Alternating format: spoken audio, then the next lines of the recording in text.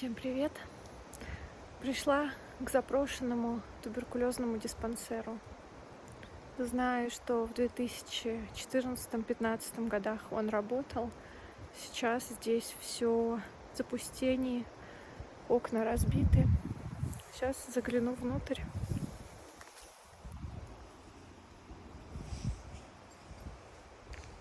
Выглядит жутковато. Но я работаю с тем, чтобы перебороть свои страхи.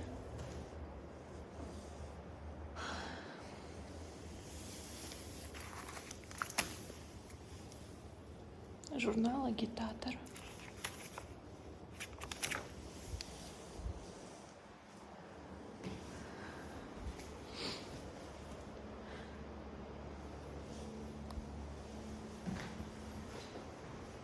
Будни, праздники, тут больницы.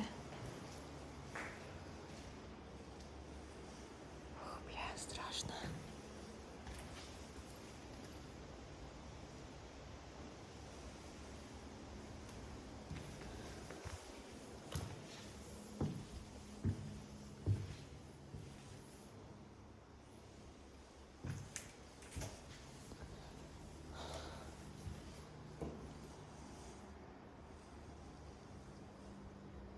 Разные журналы лежат.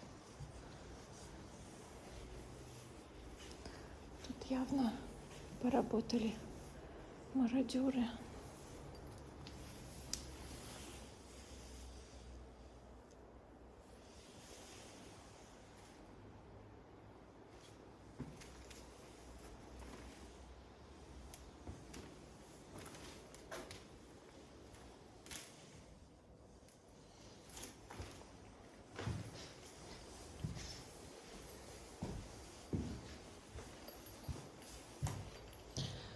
Я сюда как-то заходила, когда больница еще функционировала. Не помню, в этом отделении была или в другом. Мне кажется, что это лечебное отделение. Кошмар. Смотрите, как просто грустно. Снимки валяются на полу. Собачьи какашки. Покажу вам один снимок туберкулезного больного. Так, надо перевернуть.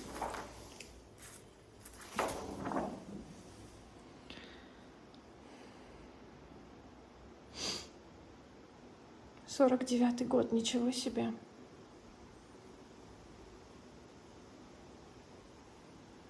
Ну, дырок, по крайней мере, нет. Да, надо будет руки помыть после выхода.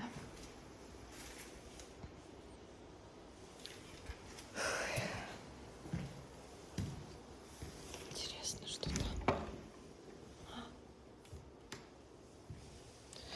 Вот так вот утилизируют отходы, называется. Законодательство по здравоохранению.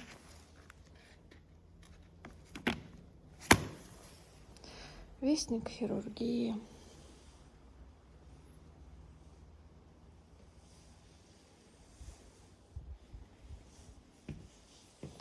Разные колбы лежат. Смотрите, в этих коробках явно что-то есть. Скорее всего, это отходы. Смотрите, здесь вообще запечатана коробка. Какие-то хирургические.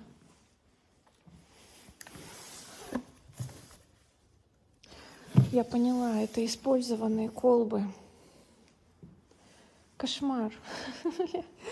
А если они опасные?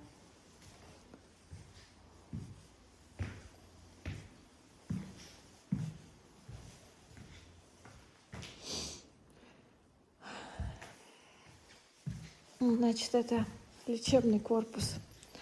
Я была не в лечебном, я была в том, где жили пациенты. Заходила просто гости. Ох, ребята.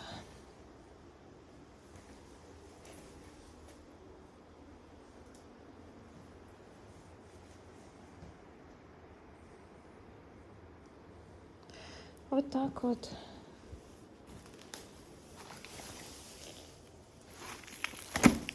Книга количественного суммового учета.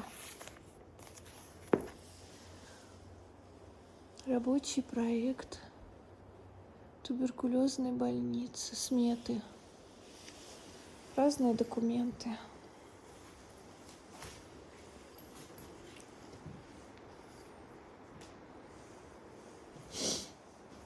Инъекции внутренние.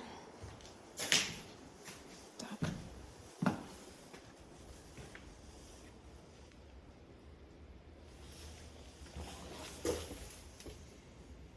Здесь тоже какие-то журналы лежат.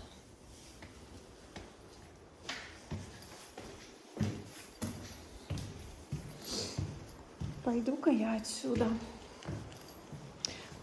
Все, поняла. Смотрите, здесь написано сверху.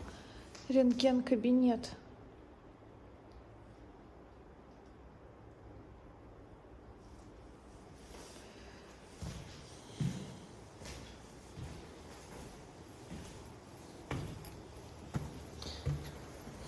Территория не огорожена, заборов никаких нет. Сейчас покажу вам корпус, в котором жили больные. Вот они такие деревянные.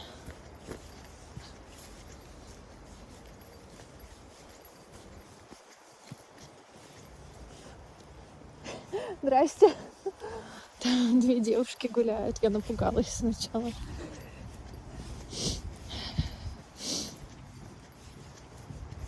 Здесь вот, смотрите, растет шиповник.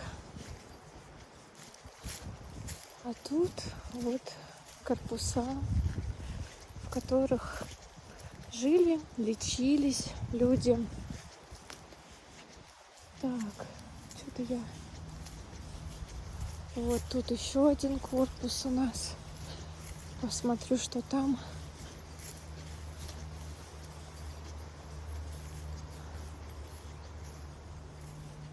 Ох, какой шкаф красивый.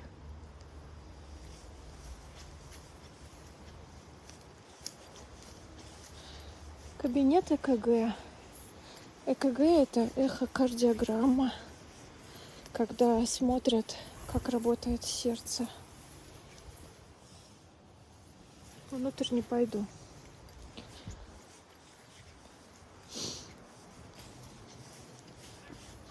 Здесь что? Таблички нет.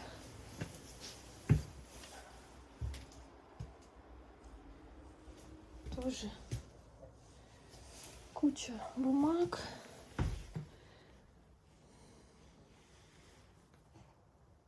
Лечебные разные книжки. Это явно кабинет, в котором...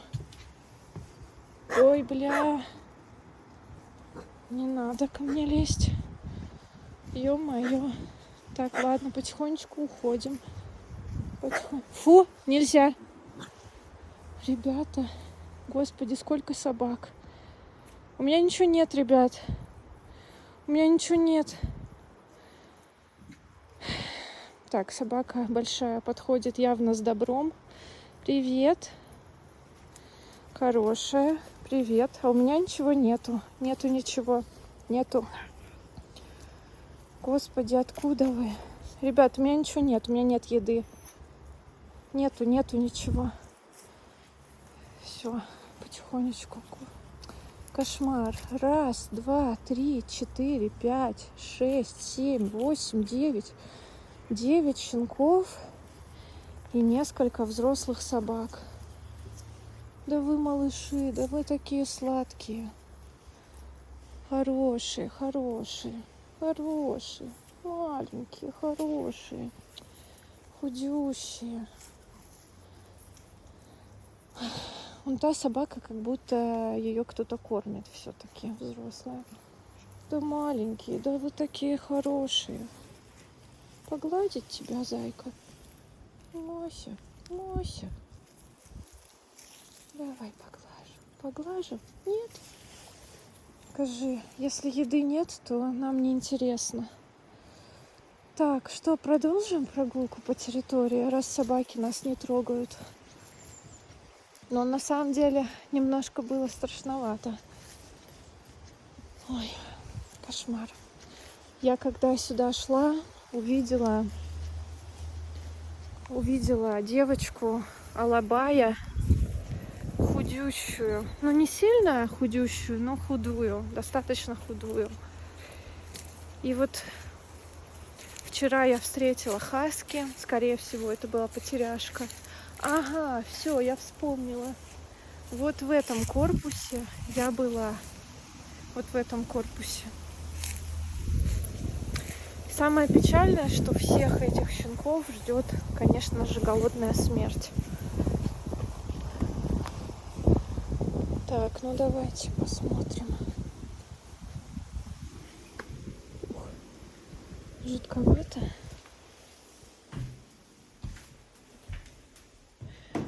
Вот это жилой корпус. Ой, привет.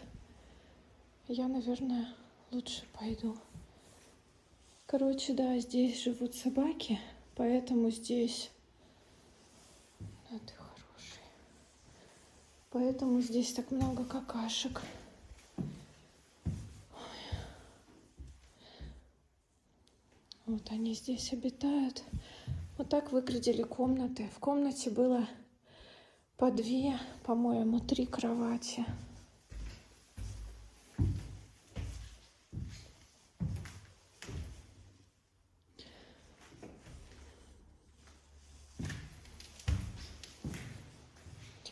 Вот центральный холл.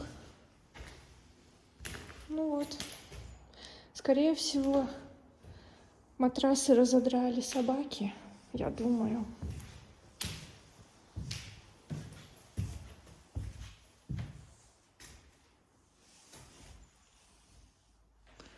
Вот смотрите, зеркало.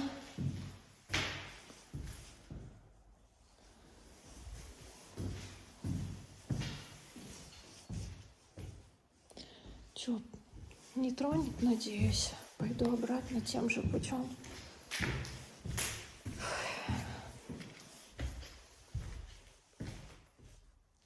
Хотя нет, интереснее выйти другим.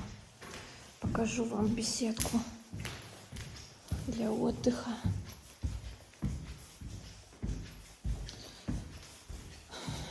Здесь еще рядом находился детский диспансер. И так, душевая, давайте заглянем.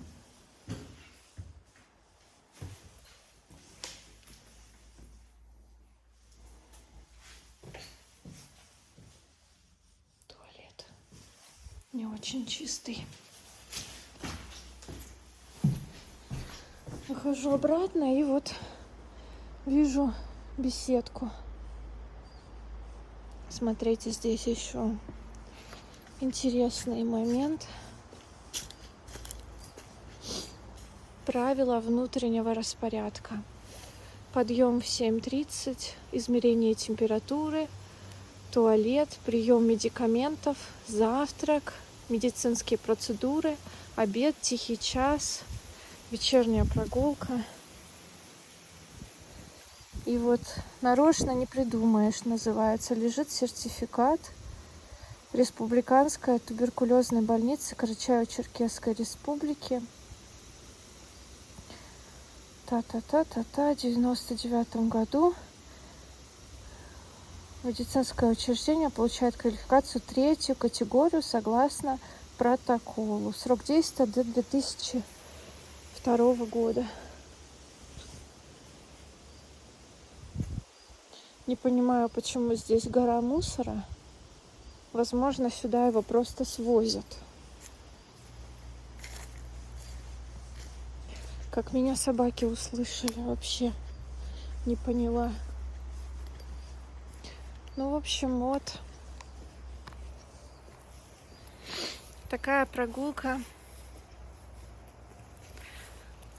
Такая вот у меня прогулка получилась немножко экстремальная. Сейчас дойду до беседки, покажу вам еще одну беседку. Да, и про детский туберкулезный диспансер я начала говорить. В 2004 году, я помню, там были дети, по-моему, даже дети-сироты. И я помню, как мои знакомые собирали деньги, чтобы купить им курточки, какую-то теплую одежду на зиму. И когда мы зашли, эти дети были с такими грустными глазами, ужасными, одинокими. Так, ну вот смотрите. Телевизор, метла. Такое ощущение по мишуре, как что здесь кто-то отмечал Новый год. Но это было бы очень и очень странно.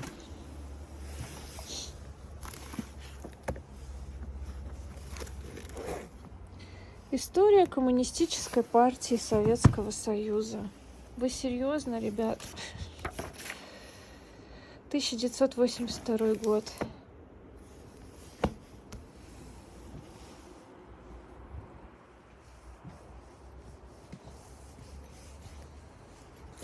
Опять мусор. Ну, кто-то сюда явно приходит выпить. Здесь тоже, скорее всего, жилые корпуса. По-моему, здесь был раньше женский жилой корпус.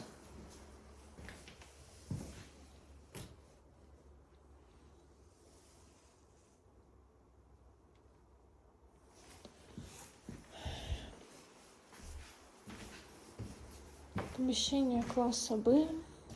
Ну да, это жилые комнаты. Вот как так, да? Все просто бросили. Чувствую себя Арсением, который как раз-таки ходит по загруженным местам. У нас с ним было интервью в подкасте Russian Twist. Хочется пофотографировать, но не хочется второй раз ходить по всем этим местам, поэтому я сейчас, скорее всего, уже буду выходить.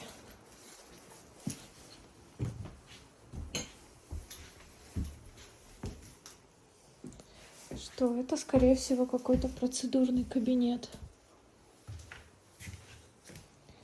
Столы, журналы.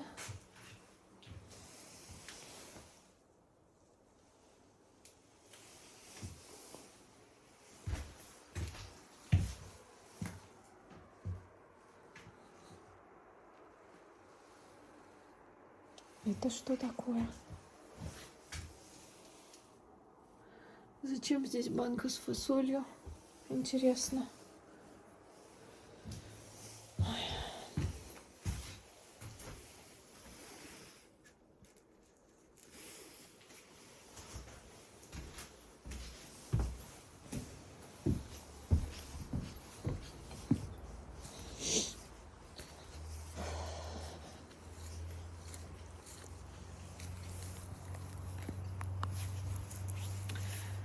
В общем, вот так. Да, я про детский диспансер так и не дорассказала. Он в итоге уже не работает, тоже закрыли давно. Не знаю, где сейчас лечат детей. Блин, грустно, как-то грустно. Особенно, когда эти щенки подбежали, худющие, голодные.